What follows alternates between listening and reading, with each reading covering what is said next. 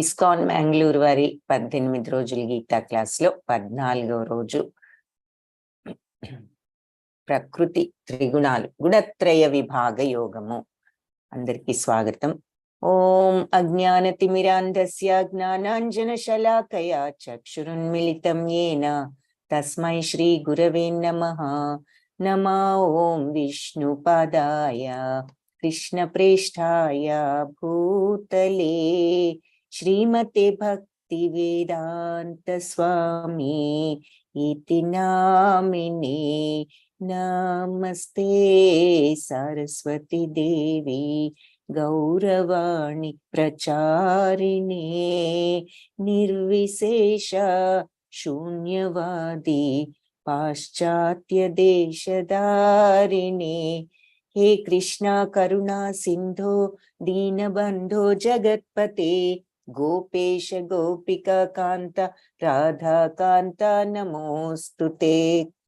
తప్త కాంచన గౌరాంగీ రాధే బృందావనేశ్వరి వృషభానుసుతే దేవి ప్రణమామి హరిప్రియే.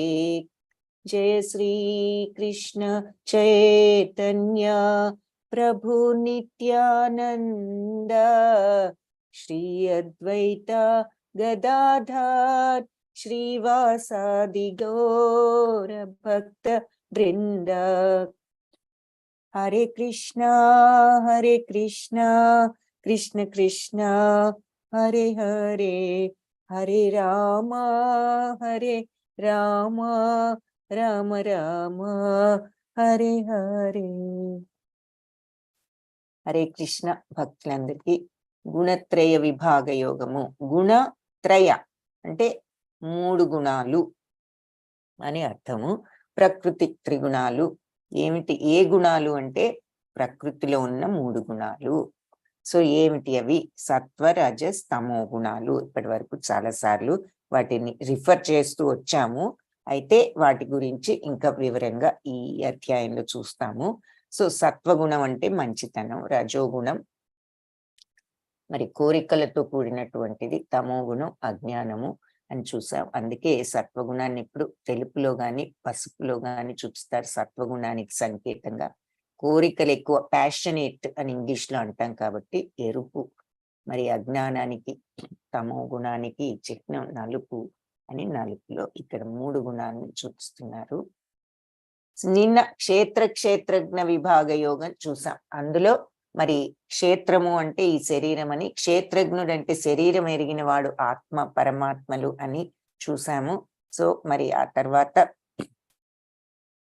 ఇంకా క్షేత్రము, జ్ఞానం అంటే ఏమిటి, జ్ఞేయం అంటే ఏమిటి, ప్రకృతి అంటే ఏమిటి, పురుషుడు అంటే ఏమిటి, ఈ విషయాలన్నీ కూడా నిన్న అర్జునుడు అడగటం, భగవంతుడి సమాధానాలు చూసాం. క్షేత్రము అంటే క్లుప్తంగా చెప్పాలి అంటే ఈ పైకి కనిపించే ఆకారము, ఫాము. మన మనుషులకైతే అది బాడీ.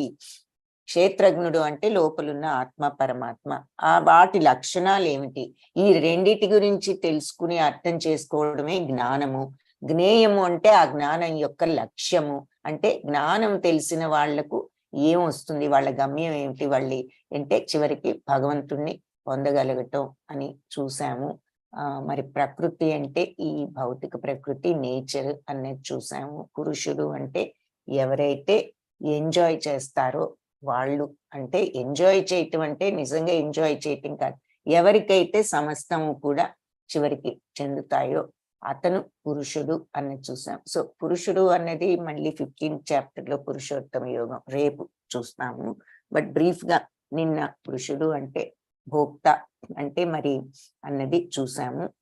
నిన్న ఇవన్నీ చూసాం. ఈ రోజు 3 గుణాల గురించి చూద్దాం. సో మొట్టమొదటిగా ఇది భగవాను వాచుతో ప్రారంభం.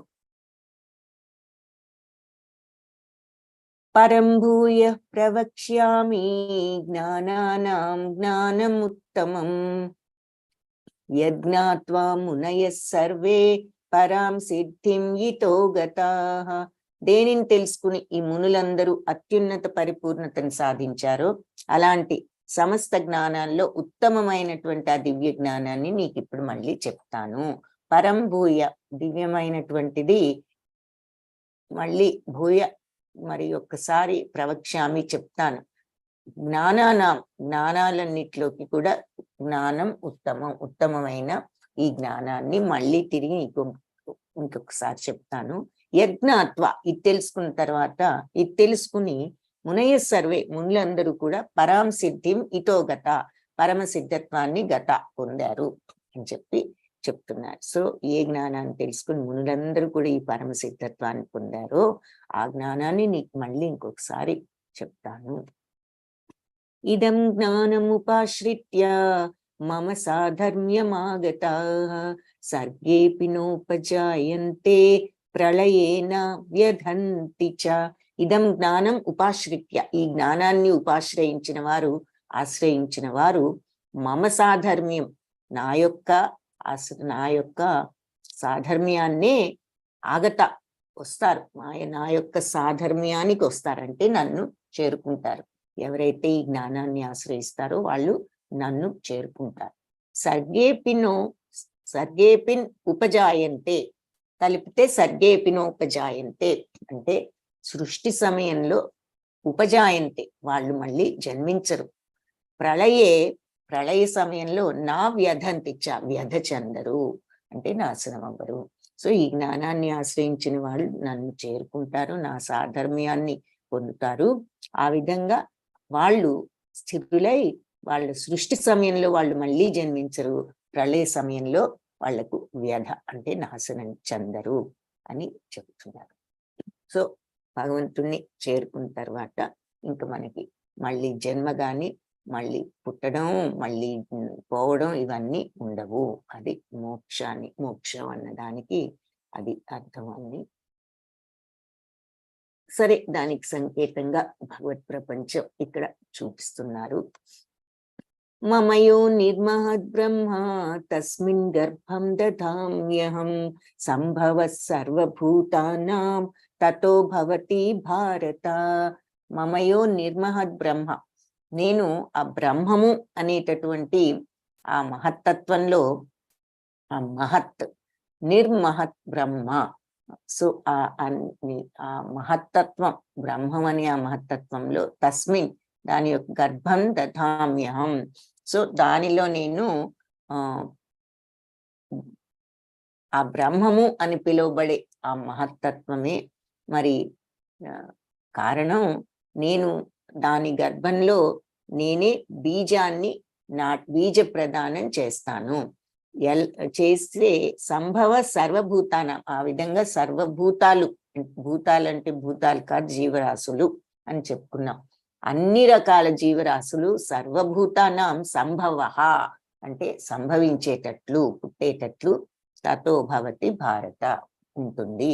అది నేను చేసిన ఆ బీజ ప్రదానం అన్ని ప్రాణుల జననాలను సాధ్యం చేసే విధంగా ఉంటుంది అని చెప్తున్నాం. సో బ్రహ్మము అని పిలువబడే ఈ మహత్తత్వం పుట్టుకకు కారణం, అన్ని ప్రాణుల జననాలను సాధ్యం చేసే విధంగా ఆ బ్రహ్మంలో నేనే బీజ ప్రదానం చేస్తాను అని ఇక్కడ చెప్తున్నారు.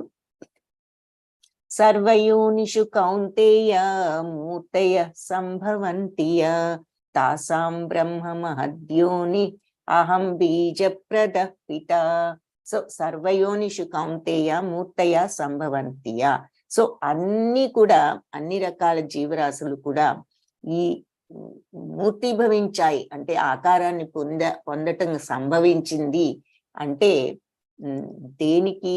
తాసాం బ్రహ్మ మహద్యోని, మరి వాటన్నిటికీ కూడా అహం బీజప్రద పిత, నేనే బీజాన్ని ఇచ్చినటువంటి తండ్రిని అని చెప్తున్నారు. అంటే ఈ భౌతిక ప్రపంచంలో పుట్టడం ద్వారానే అన్ని కూడా ప్రకటితమయ్యాయి, సంభవించాయి. అంటే ఇక్కడ భౌతిక ప్రపంచంలో జన్మించడం ద్వారా ఇవన్నీ, ఈ జీవులన్నీ కూడా సంభవించాయి, ప్రకటితమయ్యాయి. అంటే వాటికి ఒక ఫామ్, ఆకారం వచ్చింది. వాటికి విత్తనం ఇచ్చే తండ్రి నేనని అర్థం చేసుకోవాలి అని చెప్తున్నారు. సత్వం రజస్తమాయితి గుణ ప్రకృతి సంభవ నిబధ్నంతి మహాబాహో దేహే దేహినమవ్యయం. సో సత్వగుణం, రజోగుణం, తమోగుణం. ఈ గుణాలన్నీ ప్రకృతి సంభవాలు. సో అంటే ఈ ప్రకృతిలో ఉంటాయి, ప్రకృతి నుంచే వస్తాయి ఇవి 3 గుణాలు. నిబధ్నంతి అంటే బంధితులు అవుతున్నారు మహాబాహులున్న అర్జున. ఎవరు బంధితులు అవుతున్నారు? దేహే దేహినం అవ్యయం. సో అవ్యయమైనటువంటి శాశ్వతమైనటువంటి ఈ ఆత్మ ఉన్న దేహదారి మరి ఈ భౌతిక ప్రపంచంలోకి వచ్చి ఈ 3 గుణాలతో బంధితుడు అవుతున్నాడు అని చెప్తున్నారు. సో ఈ భౌతిక ప్రకృతి సత్వరజస్తమో గుణాలని 3 గుణాలను కలిగి ఉంటుంది. శాశ్వతమైన ఈ ఆత్మ మరి అజోనిత్య శాశ్వతోయం పురాణం అని 2nd చాప్టర్లోనే చూసాంగా. ఆత్మ యొక్క లక్షణాలు అజ అంటే పుట్టుక లేనిది, నిత్యం, శాశ్వతం, పురాణం. శాశ్వతమైన ఆత్మ భౌతిక ప్రపంచంలోకి వచ్చినప్పుడు మరి ఈ గుణాలచే బంధితుడు అవుతున్నాడు. అంటే దాని అర్థం ఏమిటి? గుణాలచే బంధితుడైతే బంధాలు ఎప్పుడు కలుగుతాయి? గుణాలతో బంధితుడు అంటే ఆ గుణాలను బట్టి మనకి ఒక సత్వగుణమో, రజోగుణమో, తమో గుణమో కాంబినేషన్ ఆఫ్ గుణాలు ఉంటూ ఉంటాయి. మోస్ట్లీ ఎక్కువగా సత్వగుణం ఉండొచ్చు, ఎక్కువగా రజోగుణం ఉండొచ్చు, ఎక్కువగా తమో గుణం ఉండొచ్చు. ఏది ఎలా ఉన్నా ఈ గుణాలను బట్టి మన యొక్క ప్రవర్తన ఉంటుంది. మనకున్న గుణాలను బట్టి, మనం అలవర్చుకున్న గుణాలను బట్టి, ఆ ప్రవర్తన బట్టి మనం పనులు చేస్తూ ఉంటాము. ఆ పనులు చేసినప్పుడు తద్వారా ఆ బంధాలు కర్మల ద్వారా చుట్టుకుంటాయి. అన్లెస్ కర్మయోగ మార్గంలో చేస్తే తప్ప ఫలాపేక్ష లేకుండా మన కర్మ బంధాలు చుట్టుకుని మన ఆత్మ ఈ రకంగా బందీ అవుతుంది. ఆత్మ శాశ్వతమైనది అయినప్పటికీ బంధాలు చుట్టుకున్నప్పుడు మళ్ళీ నెక్స్ట్ జన్మ అనేది వస్తుంది అనేది చూసాం. సో ఈ రకంగా ఈ 3 గుణాలు ఉంటుంది ప్రకృతిలో. ఈ శాశ్వతమైన ఈ ఆత్మ ఈ ప్రకృతిలోకి వచ్చి గుణాలతో ఇలా బందీ అవుతున్నాడు. సో ఈ గుణాలు వాళ్ళు అలవర్చుకున్నప్పుడు అవి ఎలాంటి గుణం అయితే ఆ రకమైన పనులు మనం చేస్తూ ఉంటాం. ఇన్ అదర్ వర్డ్స్ మన యాక్షన్స్ అన్ని మన గుణాల మీద ఆధారపడి ఉన్నాయి. అంటే మన గుణాలే మనల్ని తోలుబొమ్మల ఆట ఆడిస్తున్నాయి అన్నమాట. సో అది ఇక్కడ మనకు ఈ చిత్రానికి అర్థం. సరే, ఈ 3 గుణాల ప్రభావాలు ఎలా ఉంటాయి అంటే మరి ఎగ్జాంపుల్స్, చిన్న చిన్న ఎగ్జాంపుల్స్ చూపించారు మనకు కొంత ఐడియా రావాలి. సత్వగుణంలో ఉన్న వాళ్ళు ఎప్పుడు ఈ 3 గుణాలతో మన ప్రవర్తన ఎలా మారుతుంది? ఉదాహరణకు ప్రొద్దున్నే నిద్ర లేవడం. సత్వగుణంలో ఉన్న వాళ్ళు తెల్లవారుజాము లేవడం, రజోగుణంలో ఉన్న వాళ్ళు కొద్దిగా ఆలస్యంగా లేవడం, తమో గుణంలో ఉన్న వాళ్ళు బాగా ఆలస్యంగా లేవడం, ఆల్మోస్ట్ మధ్యాహ్నానికి.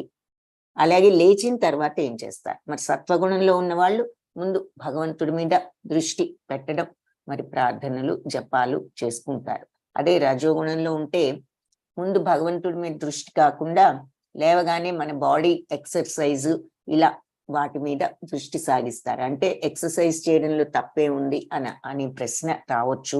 తప్పేమీ లేదు.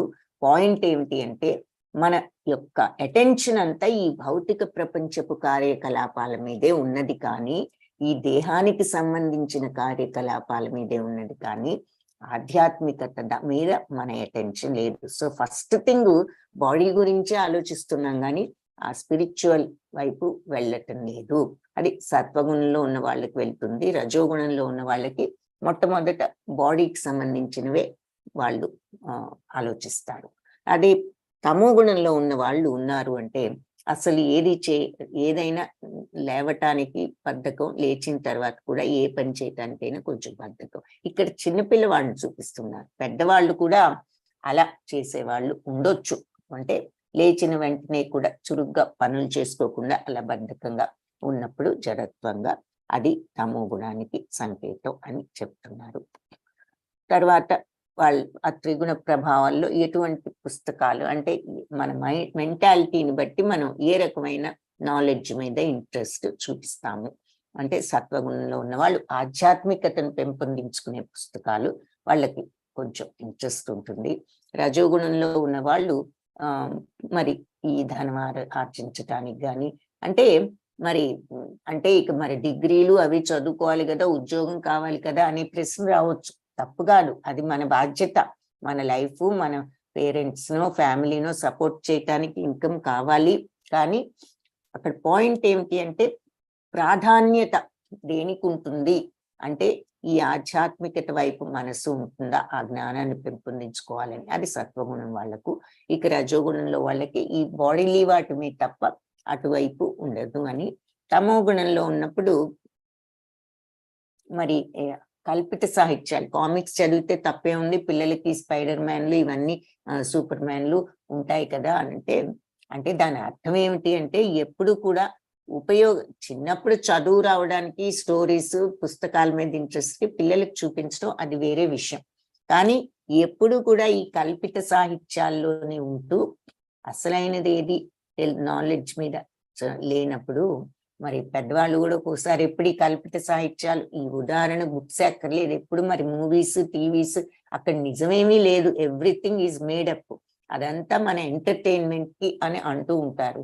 మరి ఎంత ఎంటర్టైన్మెంట్ మనకు కొంత ఆధ్యాత్మికత మీద కూడా ఉండాలి కదా, ఇదంతా నిజం కూడా కాదు. అలాగే పుస్తకాలు కూడా, సాహిత్యం కూడా కల్పిత పుస్తకాలు ఎప్పుడు చదివినప్పుడు అది కూడా ఉపయోగం లేని వాటి మీద సమయాన్ని కేటాయించడం తమో గుణ చిహ్నం.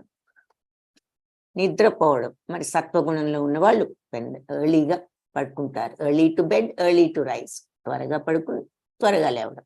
మరి రజోగుణం వాళ్ళు కొంచెం ఆలస్యంగా పడుకుంటారు.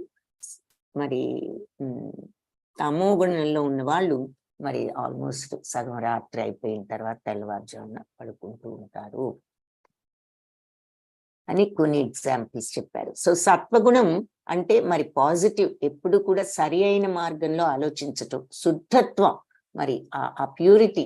తర్వాత సుఖవంతం అంటే ఏదో ప్రాపంచిక సుఖాలని కాదు, మనస్సు తృప్తిగా ఉండగలుగుతాం, మానసిక తృప్తి దివ్యమైనది. రజోగుణం ఎప్పుడు మనమే అన్నిటికీ కంట్రోల్లో ఉండాలి, ఇది నాకు ఇష్ట ప్రకారమే జరగాలి అనేటటువంటి ఒక భావం మరి మిక్స్డ్ గా ఉంటుంది. అన్ని మరి కొంచెం డిజైర్స్, కోరికలు ఎక్కువగా ఉండటం, స్వార్థం అంటే నాకు ఇది కావాలి అది కావాలి అనేటటువంటి స్వార్థంతో ఉండటం, ఇది జనరల్ గా మానవ నైజం ఎక్కువ రజోగుణం. తమో గుణం నెగిటివ్ అంటే అన్ని కూడా రాంగ్ వేలో ఆలోచించడం, మరి ఇంప్యూరిటీ అంటే మనసులో శుద్ధత్వం లేకపోవడం, ఎప్పుడు ఏదో బాధ నొప్పిలో ఉన్నట్టు, నొప్పి అంటే ఇక్కడ ఏదో శారీరక పెయిన్ కాదు, మానసికంగా ఎప్పుడు ఏదో డిప్రెషన్ ఇలాంటివి, డిమానిక్, తర్వాత బ్యాడ్ క్వాలిటీస్, రాక్షస భావాలు, ఇవన్నీ తమో గుణానికి చిహ్నాలు. సో అనగా అంటూ మళ్ళీ భగవంతుడు పాపరహితుడా అని అర్థం. అనగా అంటే అర్జునుణ్ణి అనగా అని సంబోధిస్తూ వాటిల్లో కూడా ఈ 3 గుణాల్లో సత్వగుణం ఎక్కువ నిర్మలమైనది కాబట్టి మనిషిని ప్రకాశింపజేస్తూ మనిషిని పాపాల నుండి విముక్తి చేస్తుంది మంచి సత్వగుణం.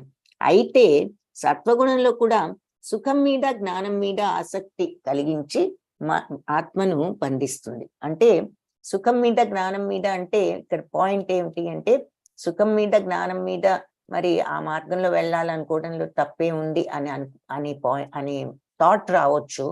దాని అర్థం ఏమిటి అంటే మనం నేను నేను మంచి మార్గంలో ఉన్నాను, నేను చాలా బుద్ధిమంతుణ్ణి, నేను సత్వగుణవంతుణ్ణి, నేను ఇది చేస్తున్నాను, నేను అది చేస్తున్నాను అంటే నేను చేస్తున్నాను అనేటటువంటి అహంకారం ఎక్కడో ఉంది లోపల. అది ఉన్నంత వరకు కూడా మరి అది ఎంతో కొంత బద్ధత్వం వస్తుందన్నమాట. నేను చేస్తున్నాను, నేను మంచి మార్గంలో ఉన్నాను అని ఫీలింగ్ అంటే అక్కడ న్యాచురల్ గా నువ్వు సహజతత్వంగా మలుచుకోవాలి ఆ మంచితనాన్ని. అంతేగాని నేను మంచివాడిని కాబట్టి ఇలా ప్రవర్తిస్తున్నాను నేను అని ఆ స్లైట్ అహంకారం ఎక్కడో సత్వగుణంలో కూడా ఉంటుంది.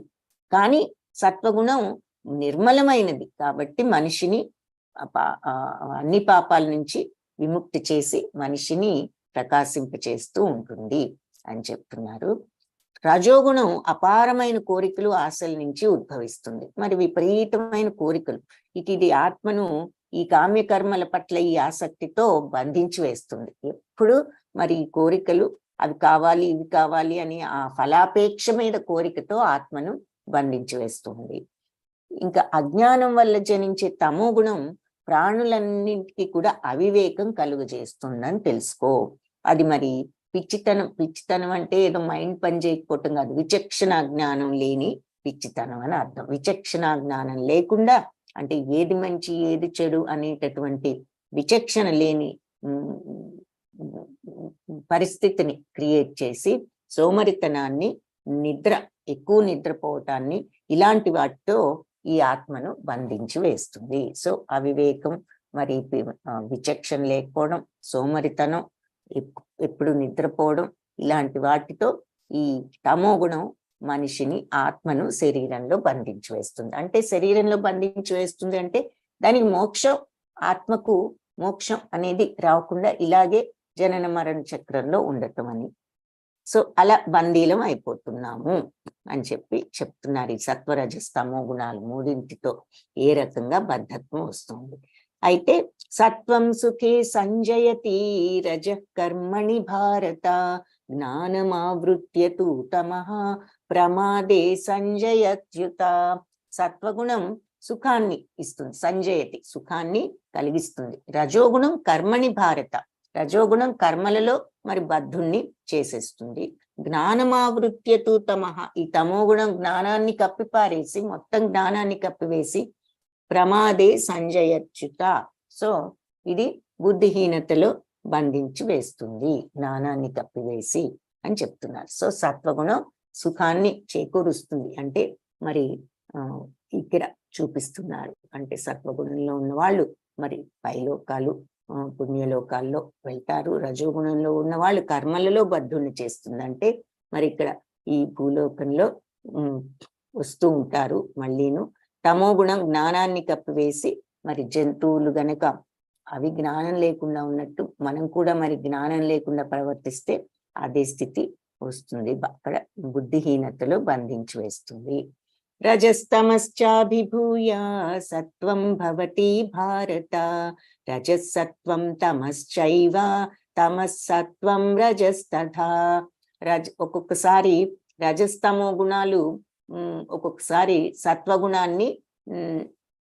సత్వగుణం మీద ఆధిపత్యం చలాయిస్తాయి. దాన్ని సత్వగుణం మీద ఆధిపత్యాన్ని చలాయిస్తాయి. ఒక్కొక్కసారి రజోగుణము సత్వగుణం కలిసి తమో గుణం మీద ఆధిపత్యాన్ని చలాయిస్తాయి. మరి ఒక్కొక్కసారి తమో గుణము సత్వగుణము రజోగుణం మీద ఆధిపత్యాన్ని చలాయిస్తాయి. సో కొన్ని సమయాల్లో ఒక్కొక్క గుణం మిగిలిన రెండు గుణాల మీద ఆధిపత్యం చలాయించవచ్చు. ఈ విధంగా ఎల్లప్పుడూ ఆధిపత్యం కోసం పోటీ ఉంటుంది. సో మూడు గుణాలు మనస్సును పట్టి లాగుతూ ఉంటాయి అన్నమాట. సో ఈ సత్వగుణం, రజోగుణం, సో ఒక్కొక్కసారి ఒక్కొక్కటి, అంటే సమ్ టైమ్స్ మంచితనం, అందుకే మనకు ఒక్కొక్కసారి మంచి ఆలోచనలు, ఒక్కొక్కసారి ఏమో రజోగుణంతో విపరీతమైన కోరికలు, ఇంకొకసారి ఏమో మరి తమో గుణంతో కొన్ని విచక్షణ లేనివి కొన్ని పనులు కూడా చేసే అవకాశం ఉంటుంది. సర్వద్వారేషు దేహేస్మిన్ ప్రకాశ ఉపజాయతే జ్ఞానం యదా తదా విద్యాత్ వివృద్ధం సత్వమిత్యుత. సర్వద్వారేషు దేహేస్మిన్, దేహాల్లో ఉన్న అన్ని ద్వారాలు ప్రకాశవంతంగా ఉంటాయి. మరి జ్ఞానంతో ప్రకాశం అయినప్పుడు, జ్ఞానం యదా తదా విద్యాత్, ఎప్పుడైతే ఈ జ్ఞానంతో ప్రకాశవంతం అవుతాయో దేహంలో ఉన్న ద్వారాలన్నీ, వివృద్ధం సత్వమిచ్యుత, సో అది సత్వగుణం ప్రకటితం అవ్వడం అని తెలుసుకో అని చెప్తున్నారు. సో దేహంలో అన్ని ద్వారాలు జ్ఞానంతో ప్రకాశితమైనప్పుడు అది సత్వగుణం యొక్క ప్రకటితం అని తెలుసుకో. సో సత్వగుణంలో ఉన్నప్పుడు దేహ ద్వారాలు జ్ఞానంతో ప్రకాశితం అవుతాయి.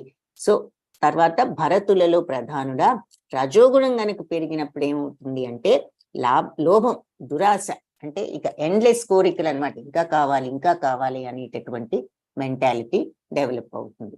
కామ్యకర్మల కోసం మరి ఇంకా కావాలి అనుకున్నప్పుడు ఏం చేస్తాం, ఆ కోరిక తీరటానికి తీవ్రమైన ప్రయత్నాలు, అంటే ఏ పని చేయకుండా ప్రయత్నం చేయకుండా కూర్చోవాలని కాదు అర్థం, ఆ కోరికల కోసం ఇంకా అంతులు లేకుండా చేయటం. మన డ్యూటీస్ మనం చేసుకుంటూ ప్రయత్నాలు చేయటం వేరు, ఇంకా ఏదో కావాలి అని చెప్పి ఎప్పుడు తీవ్ర ప్రయత్నం, అదుపులేని కోరికలు, అత్యాశ, దానికి డిఫరెన్స్ ఉంది. సో అలాంటివన్నీ పెంపొందుతాయి రజోగుణం పెరిగినప్పుడు. ఇక్కడ ఆ దురాశను ఈ రకంగా చూపిస్తున్నారు. ఓ కురునందన అంటే కురు వంశస్థులు వీళ్ళందరూ, అందుకని కురునందన కురువంశంలో ఉన్నవాడా, అజ్ఞానము, సోమరితనము, నిర్లక్ష్యము మరియు మోహము ఇవన్నీ తమో గుణం యొక్క ప్రధానమైన లక్షణాలు. ఇంకా తమో గుణంలో మరి అజ్ఞానం అంటే విచక్షణ లేకుండా ఉండటం, సోమరితనం, నిర్లక్ష్యం, ఏది కూడా సరి అయినటువంటి శ్రద్ధ లేకుండా, మోహం ఇంకొకలాంటి మోహంలో పడిపోయి తమో గుణంలో ఉండేటటువంటివి ఈ ప్రధాన లక్షణాలు. ఎగ్జాంపుల్స్ మరి ఈ బ్యాడ్ ఈజీగా అర్థం అవటానికి కొన్ని విపరీతమైన ఎగ్జాంపుల్స్ చూపిస్తున్నారు. సో ఏది మరి ఇంత బద్ధకము, ఇక్కడ ఇది ఉంటే అంత పెద్ద స్ట్రాయ్ వేయడం చూపిస్తున్నారు. మరి ఇలా కూర్చోవడము, బ్యాడ్ థింగ్స్, ఏ టైం వేస్ట్ చేయటం, బ్యాడ్ లక్షణాలు, అలవాట్లు ఇవన్నీ కూడా తమో గుణానికి ప్రతీకలు. సత్వగుణం గనక ఎక్కువ ఆధిపత్యం చెలాయించినప్పుడు మరి ఆధ్యాత్మిక మార్గంలో ఉంటాం. దేహద్వారాలన్నీ జ్ఞానంతో ప్రకాశవంతమై ఉంటాయి తద్వారా అని చెప్తున్నారు. సో మనుషులు తృప్తిగా వాళ్ళు సామరస్యంతో అందరి పట్ల ఉండటం కూడా సత్వగుణం వాళ్ళకు ఉండేటటువంటి లక్షణాలు. మరి అదే రజోగుణం ఎక్కువగా ఉన్నప్పుడు మరి ఎప్పుడూ విపరీతమైన కోరికలతో మరి మనశ్శాంతి ఉండదు కదా. ఇది కావాలి అది కావాలి అని ఎప్పుడు ఏదో ఒక మనశ్శాంతి లేని స్థితిలో ఉంటాం. అలోభం అంటే దురాశ, విపరీతమైన కోరికలు, దాంతో ఇక అది చేయాలి, అలా చేయాలా, ఇలా చేయాలా, ఈ లంచం తీసుకోవాలా, అది తీసుకోవాలా, ఎలా తీసుకుంటే మన కోరికలు తీరుతాయి, ఈ కోరిక ఎలా తీరుతుంది అనేటటువంటి ఈ విపరీతమైన ఈ తీవ్ర ప్రయత్నాల్లో అణుచుకోలేని కోరికలతో, ఈ తపనతో ఎప్పుడు ఉంటారు రజోగుణం ఎక్కువగా ఉన్నప్పుడు. ఇకపోతే తమో గుణంలో ఉన్నప్పుడు ఇక అంధకారం, ఇక అజ్ఞానం, సోమరితనం, బుద్ధిహీనత, భ్రాంతి, వాళ్ళు ఇక సరి అయిన ఆలోచన తీరే లేకుండా ఆ రకంగా ఉంటారు. సరే ఎగ్జాంపుల్ గా ఇక్కడ ఏదో ఈజీగా ఇట్లా ఎక్కువగా తింటూ ఏ పని చేయకుండా కూర్చున్న కొంచెం సోమరితనంతో ఉంటుంది చూపిస్తున్నారు. సో మనకి సులభంగా అర్థం అవడానికి, యదా సత్వే ప్రవృద్ధే తు ప్రళయం యాతి దేహభృత్ తదోత్తమ విదాం లోకాన్ అమలాన్ ప్రతిపద్యతే. మనిషి సత్వగుణం ప్రధానంగా ఉండి సత్వే ప్రవృద్ధేతు ప్రళయం యాతి దేహభృత్. సో సత్వగుణం ప్రధానంగా ఉండి మరణించినప్పుడు తదోత్తమ విదాం లోకాన్, ఉత్తమ లోకాలు, పవిత్ర లోకాలు, అమరాన్ ప్రతిపద్యతే అంటే మలినం లేని పవిత్రమైన లోకాలు అంటే రజోగుణం తమోగుణం లేని లోకాలకు వెళ్తారు. సో సత్వగుణం ప్రధానంగా ఉన్నప్పుడు అలా సత్వగుణంతో మరణించితే జ్ఞానులు ఉండే పవిత్ర లోకాలకు, రజో తమో గుణం లేనటువంటి లోకాలకు వెళ్తారు. ఇక్కడ అజ్ఞానులు, ఋషులు వీళ్ళని చూపిస్తున్నారు, అక్కడికి వెళ్తారు. రజసి ప్రళయం గత్వా కర్మ సంగిషు జాయతే తథా ప్రలీనస్తమసి మూఢయోనిషు జాయతే. అదే రజోగుణం ప్రధానంగా ఉండి మరణించినప్పుడు పనులతో ప్రేరణ పొందే వాళ్ళలో కర్మ సంగిషు జాయతే అంటే కర్మ చేసే చోట పుడుతూ ఉంటారు. అంటే ఏది మన భూలోకంలో మళ్ళీ పుడుతూ ఉంటారు. తథా ప్రలీనస్తమసి, అలాగే తమోగుణం ప్రభావంతో మరణించినప్పుడు మూఢయోనిషు జాయతే, మూఢ జంతు జాతులలో పుడతారు అని చెప్తున్నారు. సో ఇక్కడ అంటే కొన్ని ఎగ్జాంపుల్స్ చూపిస్తున్నారు. అంటే సోమరితనంతో ఉంటే ఎలాగూ అన్నది మరి కొన్ని ఎగ్జాంపుల్స్. ఆ తర్వాత మరి మాంస కొన్ని అహింస తత్వంలో ఉన్నప్పుడు ఎలాంటి జన్మ వస్తుందన్నది కొన్ని ఎగ్జాంపుల్స్ ఇక్కడ చూస్తున్నాం. బట్ ఓవరాల్ గా పాయింట్ ఏంటి అంటే రజోగుణంలో ఉండి మరణించినప్పుడు మరి మళ్ళీ భూలోకంలో పుడతారు. తమోగుణ ప్రభావంలో ఉండి మరణిస్తే జంతు జాతుల్లో పుడతారు. కర్మణ సుకృతస్యాహు సాత్వికం నిర్మలం ఫలం రజసస్తు ఫలం దుఃఖం అజ్ఞానం తమస ఫలం. సో సత్వగుణంలో చేసిన కార్యాల ఫలితాలు పవిత్రమైన ఫలితాలను ఇస్తాయి. రజోగుణంలో చేసిన పనులు దుఃఖాలు కలిగిస్తాయి. తమో గుణంలో చేసిన పనులు అజ్ఞాన చీకటిని కలిగిస్తాయి. సో సత్వగుణంలో చేసిన కార్యాలు ఫలితాలు మరి పవిత్రమైన ఫలితాలను ఇస్తాయి. అంటే ఆధ్యాత్మికత, భగవంతుడి మీద ఆ దృష్టి ఉన్నప్పుడు పవిత్ర ఫలితాలు, దానికి సంకేతంగా ఇక్కడ మనకి చూపిస్తున్నారు. అదే రజోగుణం, రజోగుణానికి చిహ్నంగా ఏమిటి మరి ఈ కర్మభూమి అంటే ఇక్కడ ఈ కామ్యకర్మల తీవ్రత ఇక్కడ మనం చూస్తున్నాం. ఈ సిటీస్, ఈ పనులు, ఏ సిటీలో ఉండి మరి ఈ పనులు లైఫ్ గడపడం తప్పే ఉందంటాం. అది కాదు, అంటే ఇక్కడ పాయింట్ ఏమిటంటే ఆ బాహ్య ప్రపంచపు అటాచ్మెంట్ కి ఏదో ఒక ఎగ్జాంపుల్, ఒక సంకేతం చూపించాలి కాబట్టి అది చూపిస్తున్నారు. సో మైండ్ ఎప్పుడు ఇక ఈ ప్రపంచంలోనే ఉంటుంది, ఈ ప్రపంచంలో ఎప్పుడు ఉండదు అని. తమో గుణానికి సంకేతంగా ఏం చూపిస్తున్నారు అంటే మరి మెట్లు దిగిన తర్వాత గోడ వచ్చింది, ఎటు వెళ్ళటానికి వీలు లేకుండా. అంటే దాని అర్థం ఏమిటి? ఇక అలా కింది దశకు అధోగతి వైపు వెళ్ళిపోతూ ఉంటాం. ఇక మళ్ళీ వెనక్కి ఏ దారి లేకుండా చివరికి అధోగతిలో పడిపోయేటటువంటి స్టేజ్ కి వెళ్తాము తమో గుణంలో ఉన్నప్పుడు అని ఒక సంకేతం చూపిస్తున్నారు ఇక్కడ. సత్వాత్ సంజాయతే జ్ఞానం రజసో లోభ ఏవచ ప్రమాదమోహౌ తమసో భవతో జ్ఞానమేవచ. సో సత్వగుణంతో నిజమైన జ్ఞానం, రజోగుణంతో లోభం అంటే దురాశ, తమో గుణంతో పిచ్చితనం అంటే నిర్లక్ష్యం, మోహం ఇవన్నీ కూడా పెరుగుతాయి అని చెప్తున్నారు. సో సత్వగుణంతో మరి నిజమైన జ్ఞానం, తమో గుణంతో ఈ లోభం, దురాశ, తమో గుణంతో ఈ భ్రాంతి, మోహం పెరుగుతాయి. ఊర్ధ్వం గచ్చంతి సత్వస్థా మధ్యే తిష్టంతి రాజసా జగన్యా గుణవృత్తిస్థా అధో గచ్చంతి తామసా. సో ఊర్ధ్వం గచ్చంతి సత్వస్థ, సత్వగుణంలో స్థితులై ఉన్న వాళ్ళు ఊర్ధ్వలోకాలకు వెళ్తారు. మధ్యే తిష్టంతి రాజస, రాజగుణంలో ఉన్న వాళ్ళు ఆ మధ్యలోకంలోనే తిష్ట వేసుకుని ఉంటారంటే ఇక అక్కడే సెటిల్ అయిపోతారు. ఎప్పుడు మధ్యలోకం ఏంటి? భూలోకాలు. సో అక్కడే పుడుతూ ఉంటారు. జగన్యాగుణ వృత్తిస్థ అధో గచ్చంతి తామస. ఇకపోతే ఈ అధోగుణంలో, ఈ తమో గుణంలో స్థితులై ఉన్న వాళ్ళు ఇక అధో గచ్చంతి అంటే కింది లోకాలే వాళ్లకు ప్రాప్తము అవుతాయి తమో గుణం వాళ్లకు అని చెప్తున్నారు. సో మనం గోలోక చాట్ లో 14 లోకాస్ చూసాం కదా. పై లోకాలు, మధ్యలో భూలోకం, కింద లోకాలు చూసాం. సో పైన బ్రహ్మలోకం ఉంది, అన్నిటికన్నా పైన సత్యలోకం, తర్వాత మరి మహర్లోకం, తపోలోకం, జనలోకం ఇవన్నీ చూసాము. తర్వాత భూలోకం, తర్వాత కింద అతల, వితల, సుతల, తలాతల, మహాతల, రసాతల, పాతాళ లోకాలు చూసాం. ఇదంతా గర్భోదక సముద్రం. మరి ఇందులో ఉన్న ఈ విష్ణుమూర్తి యొక్క నాభి నుండి ఇది పుట్టింది అని కూడా మనం గోలోక చాట్లో చూసాం. సో ఇక్కడ పైలోకాలు అది మన యొక్క భౌతిక ప్రపంచం. ఈ సత్వగుణంలో ఉంటే ఈ పైలోకాలకు, రజోగుణంలో ఉంటే మధ్యలో భూలోకంలోని, తమో గుణంలో ఉంటే కింది లోకాలకు వెళ్తారు అని చెప్తున్నారు. సో మళ్ళీ ఒకసారి ఇక్కడ ఆ గోలోక చాట్ దివ్య గ్రహాలు పైవన్నీ కూడా, మధ్యలో గ్రహం భూలోకం, అధో గ్రహాలు ఈ కింది గ్రహాలు, అతల వితలు ఇవన్నీ ఏదన్నది చూపిస్తున్నారు. పైలోకం అంటే సత్యలోకం, తపోలోకం, జ్ఞానలోకం, అంటే ఋషులు ఉండేది, మహర్లోకం, స్వర్గలోకం ఇవన్నీ కూడా ఉంటాయన్నమాట.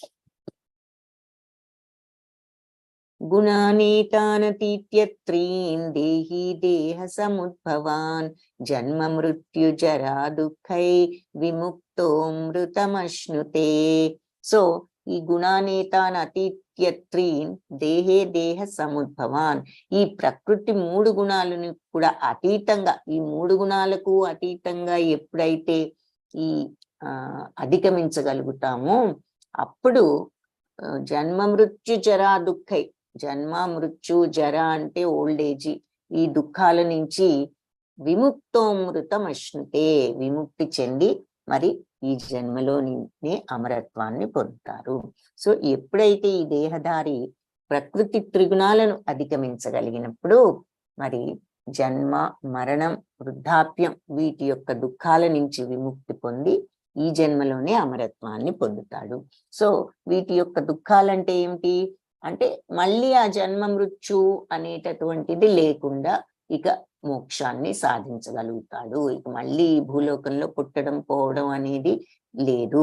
జన్మ, మృత్యు, వృద్ధాప్యం ఈ దుఃఖాలన్నిటి నుంచి బయటపడతాడు. జన్మ ఉండదు కాబట్టి నెక్స్ట్ అలా మోక్షాన్ని అలా విముక్తి పొంది ఈ జన్మలోనే అమరత్వాన్ని పొందుతాడు. ఎప్పుడు ఈ ప్రకృతి త్రిగుణాలను అధిగమించగలిగినప్పుడు అని చెప్తున్నారు. సో తమోగుణం ఉంటే రజోగుణంలోకి రావడానికి, కనీసం సత్వగుణంలోకి వెళ్ళడానికి మనం ప్రయత్నించాలి మరి మంచితనం వైపు వెళ్ళడానికి. ఆ సత్వగుణంలో కూడా సత్వగుణంలో ఉన్నప్పుడు పై లోకాలకు వెళ్తారు అని చెప్తున్నారు కదా. సో అలా కాకుండా అసలు ఇక మోక్షం అనేది రావాలి అంటే దానిని కూడా అధిగమించాలి. అంటే సత్వగుణంలో ఏది బందీ చేసి ఉంచుతోంది? నేను చేస్తున్నాను, నేను అని ఆ స్వల్పమైన అహంకారం ఉన్నప్పుడు. సో అది కూడా లేకుండా సహజ సిద్ధంగానే నీలో ఆ సత్వత్వాన్ని పెంచుకున్నప్పుడు ఆ సత్వాన్ని అప్పుడు నీకు ఈ విముక్తి వస్తుంది. అంటే ఈ జనన మరణ ఈ జన్మ మృత్యు జరా దుఃఖాలు ఎలాంటివి అంటే సంఖ్యల లాంటివి మళ్ళీ మనని ఇక్కడే బంధించి వేస్తూ ఉంటాయి. కాబట్టి ఎప్పుడైతే మనం ఈ త్రిగుణాలను అధిగమించగలిగినప్పుడు, 3 గుణాలకు కూడా అతీతంగా వెళ్ళగలిగినప్పుడు మనం ఈ అమరత్వాన్ని, ఈ సంఖ్యలను తెంచుకుని ఈ శృంఖలాలను అమరత్వాన్ని పొందుతాము. సో ఇక్కడ ఆ మార్గంలో ఉండటానికి మరి మనం కలియుగంలో ఈ మోక్ష మార్గం ఏమిటి అంటే చెప్పుకున్నాం కదా, హరే నామ హరే నామ హరే నామ ఇవ కేవలం అంటే కేవలం భగవంతుడి నామం జపిస్తే ఏం చేసినా పర్వాలేదా అని కాదు అర్థం. ఆ నామ జపంతో మనలో ఆధ్యాత్మికత, ఆ పరిశుద్ధత, ఆ లక్షణాలు పెరుగుతాయి అన్నది అక్కడ పాయింట్. సో ఇదంతా చెప్పిన తర్వాత అర్జునుడు, మనకు వచ్చిన డౌటే అర్జునుడికి కూడా వచ్చింది. ఏది? ఈ 3 గుణాలను అధిగమించగలిగినప్పుడు అమరత్వాన్ని విముక్తి పొంది అన్నిటి నుంచి అమరత్వాన్ని పొందుతారన్నారు కదా. వెంటనే అర్జునుడు ఏమంటున్నాడు? అర్జున ఉవాచ క్లైర్లింగైత్రీన్ గుణానేతాన్ అతీతో భవతి ప్రభో హిమాచార కథం చైతాన్ త్రీన్ గుణానతివర్తతే. ఇవి ఈ 3 గుణాలకు అతీతంగా వెళ్ళిన వాడి లక్షణాలు ఎలా ఉంటాయి ప్రభు? భగవాన్ హిమాచార వాళ్ళు ఏ రకంగా ప్రవర్తిస్తారు, కథం వాళ్ళ ప్రవర్తన ఎలా ఉంటుంది, ఆ తర్వాత వాళ్ళు త్రీన్ గుణానతి వర్తతే ఏ విధంగా వాళ్ళు ఈ గుణాలకు అతీతంగా అవుతారు అని అడుగుతున్నాడు. 3 గుణాలకు అతీతంగా వెళ్ళినప్పుడు మరి మోక్షం వస్తుంది అన్నారు కాబట్టి మనకు లాగానే అర్జునుడు కూడా ఈ 3 గుణాలకు అసలు అతీతంగా వెళ్ళిన వాడు ఎలా ఉంటాడు, వాళ్ళ లక్షణాలు ఎలా ఉంటాయి, వాడు ఏం చేస్తాడు, ఏం చేస్తే అలా అయ్యాడు వాడు 3 గుణాలకు అతీతంగా అంటున్నాడు, ఏ విధంగా ప్రవర్తిస్తాడు, అతని 3 గుణాల బంధాలకు అసలు ఎలా అతీతుడయ్యాడు, అతని లక్షణాలు ఏమిటి, ఏం చేస్తే అతను అయ్యాడు, ఏ రకంగా ప్రవర్తిస్తే అట్లా అయ్యాడు అని అడిగాడు. మనకు కూడా మరి అదే డౌట్ వస్తుంది కదా, 3 గుణాలకు అతీతంగా వెళ్ళాలంటే ఏం చెయ్యాలి? బేసిక్ గా అదే క్వశ్చన్ అర్జునుడు కూడా అడిగాడు. అప్పుడు భగవంతుడు ఏం చెప్తున్నారంటే, పాండుకుమార మరి ఆసక్తి, మోహము ఇవన్నీ కలిగినప్పుడు ద్వేషించని వాడు, అంటే ఆ ఫీలింగ్స్ ఏదైనా కావాలి చెయ్యాలి అనేది ఏదైనా ఒకవేళ ఏదైనా నచ్చినా దానివల్ల కామాన్ని, క్రోధాన్ని, ద్వేషాన్ని, ఈ అరిషడ్ వర్గాలను పెంచుకోని వాడు. అవి లేనప్పుడు అంటే అవి ఉన్నాయని గర్వపడటం, అంటే రాగద్వేషాలు లేకుండా ఉండేవాడు.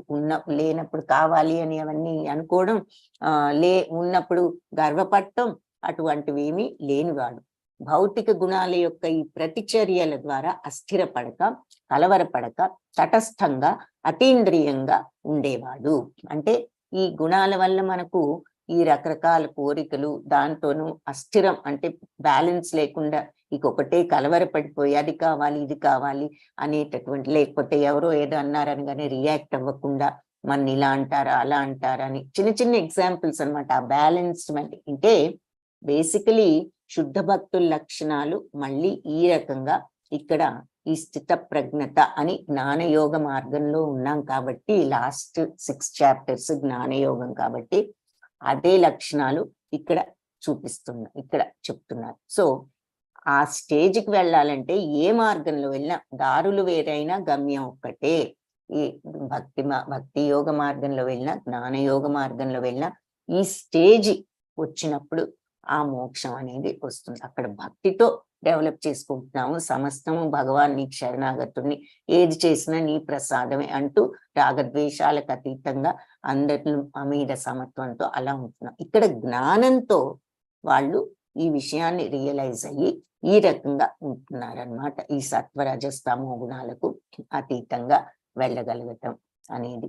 సో ఈ రియాక్ట్ అవ్వకుండా దేనికైనా ప్రతిచర్యల ద్వారా అస్థిరపడక, ఎవరైనా ఏదైనా అన్నారని కానీ కలవరపడిపోయి ఇది అవ్వకుండా అలా బ్యాలెన్స్డ్ గా ఈ భౌతిక ప్రపంచపు రియాక్షన్స్ వచ్చినప్పుడు వాళ్ళు డీస్టెబిలైజ్ అవ్వకుండా, స్టెబిలిటీ పోగొట్టకుండా, కలవరపడకుండా, తటస్థంగా అంటే బ్యాలెన్స్డ్ గా, అతీంద్రియంగా, సెన్సెస్ కి గురి కాకుండా ఉండగలిగిన వాడు, సెన్సెస్ యొక్క ప్రలోభాలని గురి కాకుండా ఉండేవాడు, ఆత్మయందే స్థితుడై, అంటే ఫైనల్ గా నువ్వు బయటికి అన్ని కూడా ఈ భౌతిక ప్రపంచం ఈ శారీరకంగా చూడకుండా ఇది మనం బాడీ కాదు, లోపల ప్యూర్ గా ఉన్న ఆత్మ అనే విషయాన్ని గ్రహించి ఆనందం బాధని ఒకేలాగా చూసేవాడు. మట్టి రాయి బంగారాన్ని సమదృష్టితో చూసేవాడు. కావలసినదైనా అవాంఛనీయమైనదైనా వాటిలో ఆ పరిస్థితుల్లో సమానంగా ఉండేవాడు. అంటే కష్టం వచ్చినా సుఖం వచ్చినా, ప్రశంస అయినా నిందైనా, ఎవరైనా పొగిడినా ఒకటే, ఎవరైనా మనల్ని దూషించినా వాళ్ళకు ఒకటే, గౌరవమైనా అగౌరవమైనా, నీకు సన్మానం చేసినా ఒకటే, నిన్ను బయటికి కిందకి నీకు చేయలేదు కింద కూర్చో అన్నా వాళ్ళకు ఒకేలాగా ఉంటుంది. స్నేహితుడు మరియు శత్రువు ఇద్దరిని ఒకేలాగా చూసేవాడు. అన్ని భౌతిక కార్యకలాపాలను త్యజించిన వాడు. అంటే ఏ పని చేయకుండా కూర్చోవటం అని కాదు, ఈ అటాచ్మెంట్స్ కి సంబంధించిన పనులు ఏవి కూడా వాటికి అతీతంగా వెళ్ళగలిగిన వాడు. కర్మయోగంలో కూడా మనం ఏం చూసాము, ఎప్పుడైతే ఈ కర్మయోగం ఫలాపేక్ష లేకుండా పనిచేస్తూ ఈ స్థితికి, ఆత్మలోనే స్థితి ఆనందాన్ని పొందగలిగిన వాడు, ఇక ఏ పని అతనికి ఆనందాన్ని కలిగించదు. ఆ టైంలో అతనికి ఏ బాధ్యతలు, స్వధర్మం చేస్తూనే ఉండాలి ఆ స్థితి వచ్చే వరకు అని చూసాం. పనులు చేయకుండా ఉండటం కంటే పనులు చేయటమే బెటర్ అని కూడా చెప్పారు.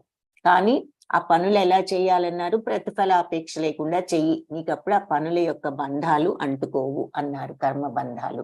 కానీ అయితే ఆ మార్గంలో వెళ్తూ ఉంటే ఫైనల్ గా ఏం జరుగుతుంది, నీకు ఆత్మానందం ఆ స్థితి వస్తుంది, ఆత్మలోనే స్థితుడు అవ్వగలుగుతావు. అది మోక్షానికి అర్హత.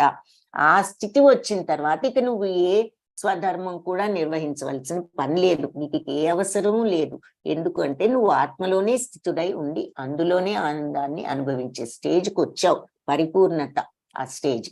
సో అది ఇక్కడ అర్థం. భౌతిక కార్యకలాపాలను త్యజించిన వాడంటే ఏ పని చేయకుండా బద్ధకంగా కూర్చున్న వాడని కాదు అర్థం. ఆ ఆత్మలోనే ఈ భౌతికత్వాన్ని కంప్లీట్ గా రియలైజ్ అయ్యి ఆత్మతత్వంలోనే ఆనందాన్ని పొందుతూ ఉండగలిగిన వాడు. ఆ స్టేజ్ వచ్చినప్పుడు వీళ్ళందరూ ప్రకృతి గుణాలను అధిగమించిన వాళ్ళు, వాళ్ళ లక్షణాలు ఇలా ఉంటాయి అని చెప్తున్నారు. సో ఈ త్రిగుణాలను అధిగమించిన వ్యక్తి లక్షణాలు మళ్ళీ ఇంకోసారి మనం బ్రీఫ్ గా చూసినట్లయితే, సమస్థితి, బ్యాలెన్స్డ్ గా ఉండటం, తటస్థంగా ఉండటం, మరి అన్ని పరిస్థితుల్లో అన్ని సమయాల్లో తటస్థంగా ఉండటం, వారిలో ఉద్వేగాలకు ఉదాసీనంగా ఉండటం, ఒక్కోసారి ఆవేశం, ఒక్కోసారి కోపం, ఒక్కోసారి శాంతం, ఒక్కోసారి సంతోషం, ఒక్కొక్కసారి దుఃఖం, ఇవేవి లేకుండా ఎప్పుడు బ్యాలెన్స్డ్ గా ఉండగలుగుతాం.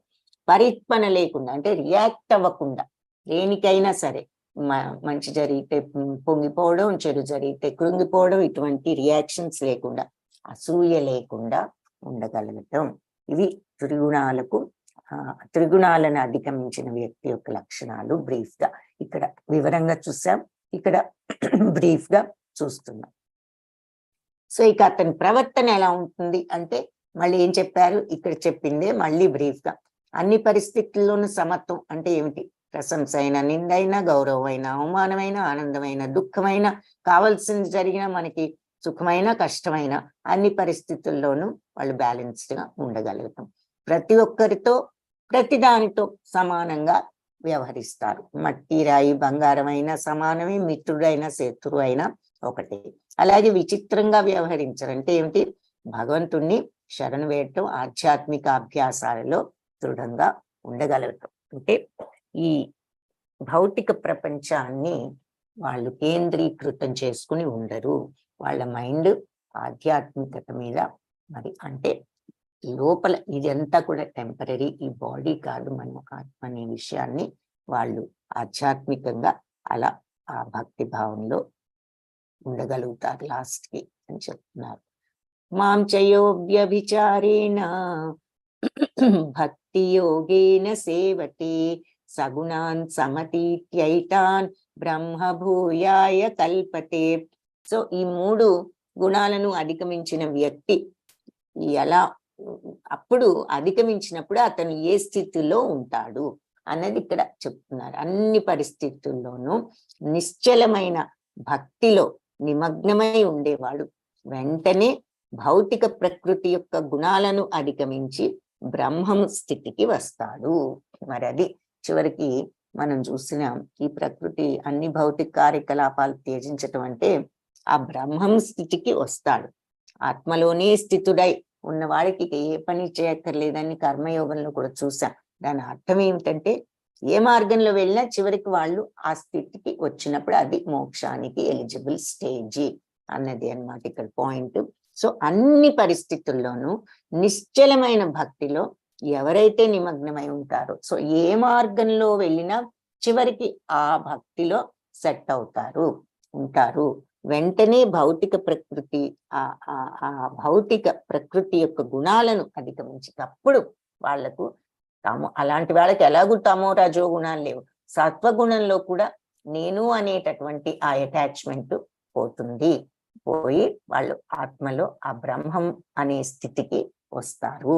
ఈ 3 గుణాలను అధిగమించిన వాళ్ళు ఆ బ్రహ్మం అనే స్థితికి వస్తారు. బ్రహ్మభూయాయ కల్పతే అని చెప్తున్నారు. అయితే ఆ బ్రహ్మం అనే స్థితికి వచ్చారు, వాళ్ళకి అసలు ఆ బ్రహ్మం అనే స్థితి ఎలా ఉంటుంది, ఏమిటా బ్రహ్మం అనేది ఇక్కడ చెప్తున్నారు. బ్రహ్మణో హి ప్రతిష్టాహం అమృతస్య అవ్యయస్య చ శాశ్వతస్య చ ధర్మస్య సుఖస్య ఏకాంతికస్య చ. సో భగవంతుడు ఆ బ్రహ్మంలో నేనే ప్రతిష్ఠుడనై ఉన్నాను. బ్రహ్మణో హి ప్రతిష్టాహం, ఆ బ్రహ్మంలో నేనే ప్రతిష్ఠుడనై ఉన్నాను. అమృతస్య అవ్యయస్య చ, అది అది అనశ్వరం, అమరం, అమృతత్వం. అది అవ్యయం అంటే నాశనం లేనిది, అనశ్వరం నశించని అంటే కూడా నాశనం లేనిది అని అర్థం. శాశ్వతం అంటే సహజానందానికి సహజ స్థితి, పరమానందానికి. అది మరి ఆత్మతత్వం అదేం చూసాంగా, సత్ చిత్ ఆనంద ఆత్మతత్వం అని. అది ఆ సహజ స్థితి వాళ్ళు, అది భగవంతుడి యొక్క అంశ అయిన ఆత్మకు ఉంది. భగవంతుడి తత్వమే అది, సచ్చిత్తానంద సహజానందానికి మరి పరమానందానికి సహజ స్థితి. అది మన natural state as a being. అందుకే మరి జీవి వచ్చినప్పుడు మనం భగవంతుడితో సమానం ఏమి అంటే ఏమిటి, సత్వరజస్తమో గుణాలకు ఆ బేబీ మరి ఇంకా ఊరి కాలేదు. సో క్రమేణా ఈ ప్రకృతిలో అవి అలవర్చుకోవటం జరుగుతుంది. ఆ ప్యూరిటీ, ఆ ప్యూర్ స్టేజ్ అన్నమాట. సహజానందానికి పరమానందానికి సహజ స్థితి అయిన ఆ బ్రహ్మానికి నేనే ఆధారం. సుఖస్యై కాంతికస్య చ. సో అది అలా బ్రైట్ గా ఉన్న ఆ సహజానందం, దానికి కారణం నేనే అని చెప్తున్నారు. సో అమరము, అమృతస్యము, అవ్యయము అయినటువంటి శాశ్వతమైన ఈ ధర్మం, సుఖవంతమైనది, బ్రైట్ గా అంటే కాంతివంతంగా ప్రకాశించే ఈ ఆనందం మరి దానిలో ఉన్నది నేనే అని చెప్తున్నారు. మరి భగవంతుడు ఈ ఆనందం ఏమిటి, సహజ స్థితి అంటే ఈ గుణాలేమీ లేని స్థితి. అంటే మరి ఆ ప్యూరిటీ, ఆ దివ్యత్వం, ఆ శుద్ధత్వం, ఆ ప్రేమ, దట్ ఈస్ సెల్ఫ్లెస్ లవ్. అంటే ఆ స్టేజ్ కి రాగలిగిన వాడు మరి చివరికి ఆ బ్రహ్మతత్వం అంటే అది భగవతత్వం. ఆయన శుద్ధమైన వాడు. ఆ శుద్ధమైన ప్రేమ ఉన్న ఆ తత్వాన్ని ఎవరైతే డెవలప్ చేసుకోగలరో వాళ్ళు భగవంతుణ్ణి పొందగలరు. అంటే ఆ స్థితిని వాళ్ళు తెలుసుకుంటారు, తద్వారా భగవంతుణ్ణి పొందగలుగుతారు అని ఇక్కడ మనకి ఆ స్థితి ఎలా ఉంటుంది అనేది ఇక్కడ వర్ణించారు. సో మనం సరి అయినటువంటి ఎంపికల ద్వారా ఈ శరీరంలోనే ఉండగానే మరి నెక్స్ట్ జీవితానికి రెడీ అవ్వాలి అంటూ ఒక మాట ఇక్కడ చెప్తున్నారు. సో కొంతమంది ఈ ఏదో ప్రాబ్లమ్స్ ఉన్నాయి, అసలు పోతే ఏ గొడవ ఉండదు అని ఒక్కొక్కసారి అనిపించవచ్చు మనకి. కానీ వైకుంఠ ధామాన్ని చేరుకోవడానికి మనం సరి అయిన మార్గాన్ని వెతుక్కోవాలి. దానివల్ల ఇలా ఏదో ఎండ్ అయిపోతుంది ఇంకా అనుకోవడానికి లేదు. అసలు మనం ఈ జనన మరణ చక్రం నుంచి బయటపడటానికి ప్రయత్నించాలి. గుణాలు మనల్ని కట్టివేస్తాయి, మరి భగవంతుడు మరి మోక్షాన్ని మనకు ఇస్తాడు అన్నది చూసాము. సో ఈ గీత పాఠంలో మనం నేర్చుకున్నది ఏమిటి అంటే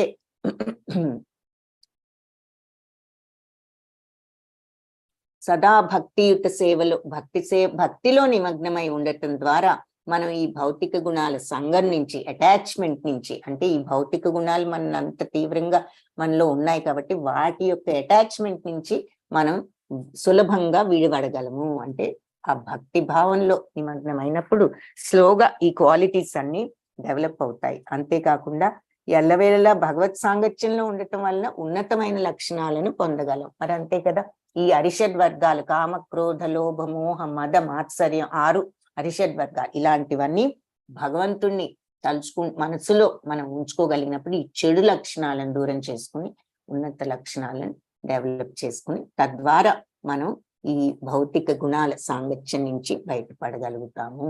హరే కృష్ణ కృష్ణ కృష్ణ హరే హరే, హరే రామ రామ రామ హరే హరే, కృష్ణం వందే జగద్గురుం. సో ఇది ఈరోజు 14th చాప్టర్. రేపు పురుష